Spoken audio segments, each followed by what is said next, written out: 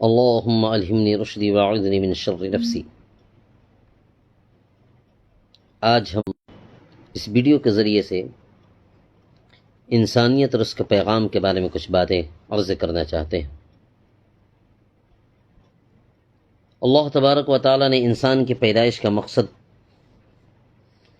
سمجھایا ہے کہ انسان کی پیدائش کے مقصد کیا ہے۔ تو انسان کی پیدائش کا مقصد اللہ نے عبادت رکھی ہے۔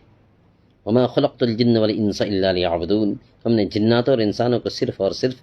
اپنی عبادت کے لیے پیدا فرمایا ہے۔ اور عبادت سے مراد وہ تمام اعمال اور اقوال ہیں۔ عبادت سے مراد صرف ایک نماز پڑھ لینا یا روزہ رکھ لینا یا صرف حج کر لینا یا زکوٰۃ دے لینا، صرف یہ مراد نہیں ہے۔ تمام اعمال و اقوال ہیں جنہیں اللہ تبارک و تعالیٰ پسند فرماتے ہیں اور جن کے کرنے سے اللہ تبارک و تعالیٰ راضی اور خوش ہوتے ہیں۔ اس طرح عبادت میں صحیح عقیدہ کو، عقائد کا صحیح رکھنا، نماز، روزے، حج، زکوٰۃ کے ساتھ ساتھ اخلاق و کردار اور تمام اعمال و اقوال اور دیگر امور بھی شامل ہیں۔ اور خدمت خلق تو عبادت کا ایک اہم ترین جزو ہے۔ آج انسان خدمت خلق کو چھوڑ بیٹھا ہے اور خدمت خلق کرنا نہیں چاہتا، کیونکہ اس میں اپنی جان کو اور اپنی مال کو، ہر چیز کو کھپانا پڑتا ہے۔ کسی کی کفالت کر لینا، کسی کے علم و ہنر سکھانا، یا مفید مشوروں سے نوازنا، یا بھٹکے ہوئے لوگوں کو راستہ بتا دینا، مسافر کو صحیح راہ دکھلا دینا، یا علمی سرپرستی کرنا، یا تعلیمی اور رفاہی ادارے قائم کرنا، کسی کے دکھ درد میں شریک ہونا، خاص طور پر مریض کی دیکھ ریکھ کرنا اور اس کو صحیح مشورہ دینا، اور اسی طریقے سے مظلوم کی مدد کرنا اور اس کا حق دلانا، اور اس کے لیے سب کو ساتھ لے کر منصوبہ بند طریقے سے مشترکہ مل کر کے پوری امت کے لیے کوشش کرنا۔ اور ان جیسے سینکڑوں دوسرے واقعات ہیں اور دوسرے امور بھی ہیں جو خدمت خلق کے لیے اور خدمت خلق کی مختلف راہیں ہیں اور شکلیں ہیں، اللہ تبارک و تعالیٰ نے اسی لیے اسلام میں انسان کا مقصد بتایا۔ انسان کا مقصد کہ اللہ کی مرضی کے لیے رسول کے بنائے ہوئے طریقے پر ایک اچھے انسان بن کر کے، ایک اچھے انسان کے طور پر دوسروں کو بھی انسانی حقوق کا مستحق سمجھتے ہوئے زندگی گزارنے کی بڑی حوصلہ افزائی فرمائی ہے۔ گویا کہ اس کے ہر عمل سے اس کیفیت کی خوشبو آنی چاہیے جس کا اظہار اللہ تبارک و تعالی نے قرآن مجید میں کیا ہے، جس کا اظہار اللہ نے قرآن مقدس میں فرمایا ہے۔ آپ کہہ دیجئے قل ان صلاتی ونسکی ومحیای ومماتی للہ رب العالمین، آپ کہہ دیجئے کہ بلا شبہ میری نماز، میری قربانی، میرا مرنا، میرا جینا سب اللہ رب العالمین کے لیے ہے، سبھی کے سب اللہ کے لیے ہے جو سارے جہان کا پالنہار ہے، سارے جہان کا پالنے والا ہے۔ یہ سورہ انعام میں اللہ تبارک و تعالیٰ نے اس بات کو ارشاد فرمایا ہے، آیت نمبر 142 سے۔ تو اسی لیے ایک سچے انسان کو ان اعلیٰ قدروں اور کرداروں کو اپنا کر انسانیت کا پیکر بننا چاہیے، اور اس کا علم بردار بھی بننا چاہیے، اس کا علم بردار بھی بننا چاہیے۔ میرا خیال ہے اور علماء کرام کا بھی یہ خیال ہے کہ جس سماج میں انسانیت مفقود ہو جائے، جس سماج سے انسانیت ختم ہو جائے، نام کی بھی باقی نہ رہے اور خدمت خلق کا مزاج اور رواج دم توڑنے لگے، سماج اسلامی میں آج تو سماج اسلامی سماج تو دور انسانی سماج کہلانے کا بھی حقدار نہیں ہوتا ہے۔ اگر یہ پہلو انسان سے الگ کر دیا جائے، اگر یہ اس پہلو کو، خدمت خلق کی پہلو کو انسان سے الگ کر دیا جائے اور انسانیت کی سبق کو الگ کر دیا جائے، تو اس لیے ان افراد کی حوصلہ افزائی کی جانی چاہیے جو سماج کے دوسرے ضرورت مندوں کو اور محتاجوں کا درد اپنے دلوں میں سمیٹنے کی قدرت رکھتے ہیں، تنگ دستوں اور تہی دستوں کے مسائل کو حل کرنے کے فکر میں لگے رہتے ہیں، اپنے آرام کو قربان کر کے اپنے آرام کو قربان کر کے دوسروں کی راحت رسانی میں اپنا وقت صرف کرتے ہیں اور خرچ کرتے ہیں، اپنی جان کو بھی کھپاتے ہیں، اپنے مال کو بھی کھپا ڈالتے ہیں۔ اللہ کے نبی صلی اللہ علیہ وسلم نے صاف اور واضح لفظوں میں اس بات کو ارشاد فرمایا کہ خیر الناس من ينفع الناس، کہ لوگوں میں بہترین شخص وہ ہے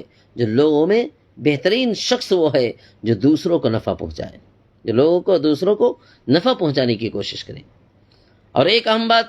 اسلام کے اندر یہ بھی ہے کہ خدمت خلق کو صرف مسلمانوں تک محدود رکھنے کا حکم نہیں دیا گیا۔ خدمت خلق کو صرف کہ ان مسلمانوں تک محدود رکھا جائے اور مسلمانوں ہی تک صرف بات کی جائے اور انہی کی ہمدردی کی جائے اور انہی کی صرف مدد کی جائے، یہ محدود رکھنے کا حکم نہیں دیا، بلکہ بغیر کسی تفریق کے غیر مسلموں کے ساتھ بھی انسانی ہمدردی اور حسن سلوک کی ترغیب دی گئی ہے، جس کے نتیجے میں آپسی ہمدردی پیدا ہوتی ہے، باہمی تعاون ہوتے ہیں اور بھائی چارے کی ایسی وسیع ترین بنیاد فراہم ہوتی ہے، ایسی وسیع ترین بنیاد کہ جس کی نظیر پیش نہیں کی جا سکتی ہے، آپ کو جس کی نظیر اور جس کی مثال نہیں پیش کی جا سکتی ہے۔ اسلام نے یہ ہمیں سبق دیا۔ پڑوسی کے حقوق کی ادائیگی کی آپ بات لے لیجیے، یا پھر مریضوں کی بات لے لیجیے، مریضوں کے تیمارداری کے سلسلے میں معاملہ ہو، غربا کی امداد کا معاملہ ہو، ان کا مسئلہ ہو، یا انسانی حقوق کے دوسرے مرحلے ہو، اسلام نے رنگ اور نسل اور مذہب و ملت کی تفریق کیے بغیر، اس کے بغیر سب کو یکساں اور ایک طور پر سلوک کو ضروری قرار دیا ہے۔ اسی لیے اسلامی تعلیمات کے ایک بڑے حصے کا تعلق اللہ تبارک و تعالی نے خدمت خلق رکھا، ایک بڑے حصے کا تعلق خدمت خلق ہے۔ عبادت میں بڑا حصہ خدمت خلق کا ہے۔ اسی لیے نبی کریم صلی اللہ علیہ وسلم نے یہ فرمایا کہ تم زمین والوں پہ رحم کرو، اے لوگو تم زمین والوں پہ رحم کرو، آسمان والا تم پہ رحم کرے گا۔ آسمان والا، ارحموا من فی الارض یرحمکم من فی السماء، آسمان والا تم پہ رحم کرے گا۔ اور کبھی اللہ کے رسول نے فرمایا کہ سید القوم خادمہم، کہ قوم کا سردار قوم کا خادم ہوتا ہے، قوم کا سردار قوم کا خادم ہوتا ہے۔ ایک موقع پہ کہا کہ اللہ کے بندو، اللہ کے اپنے بندوں کی مدد،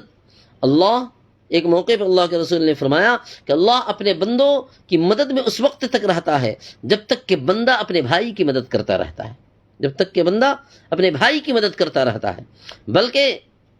آپ نے یہاں تک فرما دیا کہ جو رحم نہیں کرتا اس پہ رحم نہیں کیا جاتا ہے۔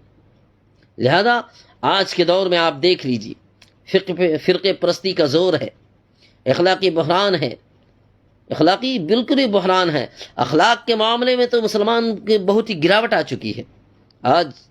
ربیع الاول کے مہینے میں آپ دیکھ لیجئے کہ جگہ جگہ پہ آپ سیرت کے جلسے کرتے ہوئے لوگ دکھائی دیں گے۔ مسلم معاشرے میں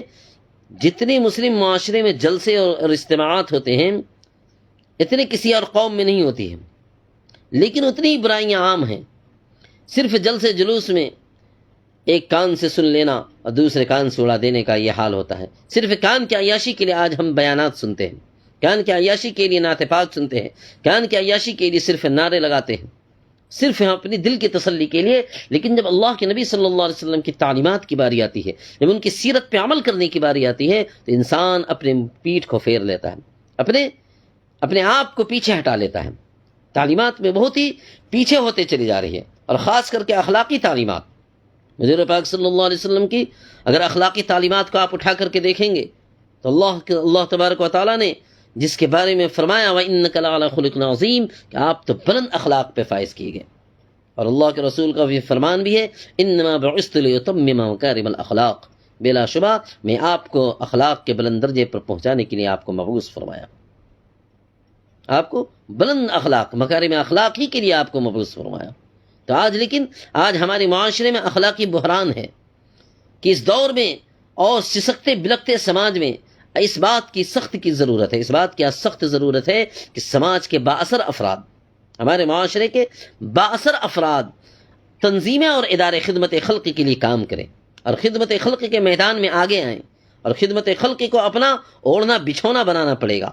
تاکہ ہمارے برادران وطن تک وہ اخلاق اور وہ کیریکٹر وہ کردار پہنچے جو کردار اللہ کے نبی صلی اللہ علیہ وسلم نے ہم مسلمانوں کو اور اپنے امتیوں کو، امت مسلمہ کو دے کر کے چلے گئے اور سکھلا کر کے چلے گئے۔ اس بات کی آج ضرورت ہے۔ آج ہمارے معاشرے میں عبادت کرنے کا کچھ تو مزاج ہے کہ انفرادی عبادت، انفرادی وقت لگا لینا، انفرادی تہجد کی نماز پڑھ لینا، انفرادی نفلی عبادت کر لینا، انفرادی ذکر و اذکار کر لینا، کچھ کر لیتے ہیں، لیکن جب اجتماعیت کی باری آتی ہے اور اجتماعی طور پر عمل کرنے کی باری آتی ہے اور اجتماعی طور پر قربانی دینے کی باری آتی ہے تو یہ آج امت مسلمہ پیچھے ہٹ جاتی ہے،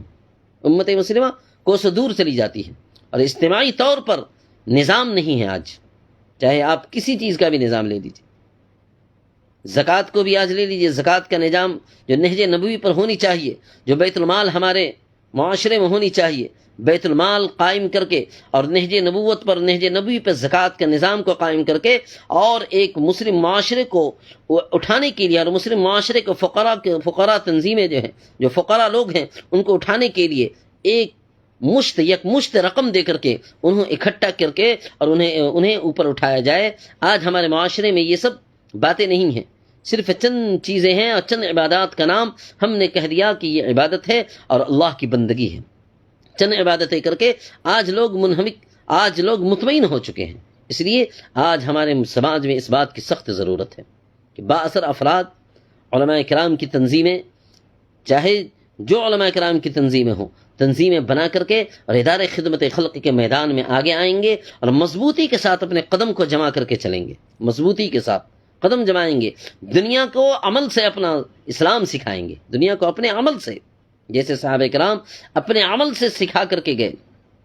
انڈونیشیا کے ملک میں جب صحابہ کرام آئے تھے تو کوئی اس زبان کو جاننے والے نہیں تھے، زبان کو جانتے نہیں تھے، صرف اپنی تجارت لے کر کے آئے تھے اور تجارت کو ایسا کر کے دکھایا، ایسے نہج نبوی پہ، ایسے سیرت اور سنت پہ، ایسے نبی کی تعلیمات پہ انہوں نے کر کے دکھایا صحابہ کرام رضوان اللہ علیہم اجمعین کی تھوڑی سی جماعت، کہ ان کو دیکھ کر کے لوگ پوری کے پورے آج ملک کے 95% مسلمان آج پورے ملک ہیں، پورے کنٹری میں، پورے ملک میں انڈونیشیا آج مسلم کنٹری کہلاتی، کیوں کہ صحابہ کرام کی وہ اپنے اخلاق اور اپنے کیریکٹر کو اور خدمت خلق کے وہ انجام دیے، وہ تجارت کرتے ہوئے خدمت خلق کو انجام دیے اور اپنے اخلاق کو دکھلایا، تو انشاءاللہ آج اس بات کی ضرورت ہے۔ اللہ کا شکر ہے کہ ابھی بھی کچھ لوگ اس کام کو کر رہے ہیں مضبوطی کے ساتھ۔ ہمارے حیدرآباد کے علاقے میں دیکھتا ہوں سلمان بھائی ایک ہیں، سلمان صاحب وہ کام کر رہے ہیں ماشاءاللہ۔ تو خدمت خلق کا وہ کام کہ چاہے بلا تفریق، کسی بھی رنگ کے، کسی بھی نسل کے، کسی بھی مذہب کا ہو، وہ تفریق نہیں کرتے ہیں، بلکہ وہ کام کرتے ہیں، اور بڑے بڑے ہاسپٹلوں میں کینسر کے اور ایسے بچے جو بالکل ہی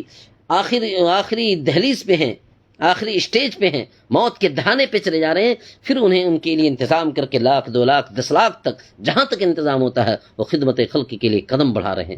ان کے ادارے اور ان کے فاؤنڈیشن اور ان کی چیریٹی کام کر رہی ہے۔ تو ہمارے علاقے میں بھی، چاہے چھتیس گڑھ کا علاقہ ہو، چاہے ہمارا علاقہ جھارکھنڈ کا علاقہ ہو، ان علاقے میں ہمیں ایک ادارے ایسے قائم کرنے ہوں گے اور اپنی مضبوطی سے قدم بڑھا کر کے جمانا ہوگا، دنیا کو اپنے عمل سے سبق دینا ہوگا۔ لوگ اسلام کو کتابوں کے بجائے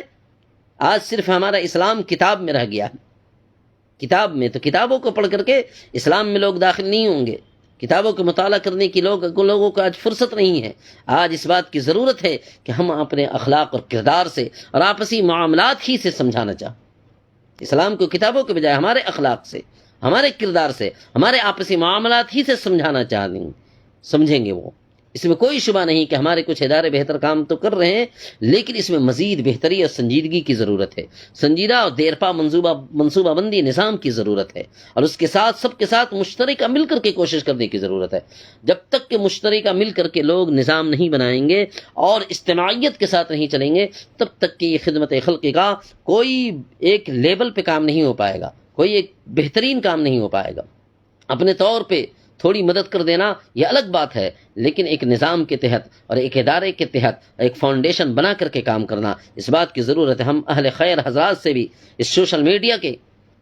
نسبت سے اور اس کے ذریعے سے ہم یہ مشترکہ ہم اپیل کرتے ہیں کہ ہمارے مالدار حضرات، مخیر حضرات، اہل ثروت حضرات ان سب چیزوں میں آگے قدم بڑھا کر کے اللہ کے نام لے کر کے اللہ کی رضا کی خاطر اس کام کو کرنے کی کوشش کریں۔ اللہ کی رضا کی خاطر کریں گے، اللہ آگے بڑھائے گا، اور اللہ اتنا آگے بڑھائے گا کہ اللہ تبارک و تعالی کل قیامت کے دن اس کا اجر عظیم عطا فرمائے گا۔ پھر اللہ تبارک و تعالی ان باتوں پہ صحیح عمل کرنے کی جو بھی بولنے میں بھول چوک ہوئی ہے اس سے معذرت اختیار کرتا ہوں. اللہ ان باتوں پہ عمل کی توفیق نصیب عطا فرمائے. والسلام علیکم ورحمۃ اللہ وبرکاتہ.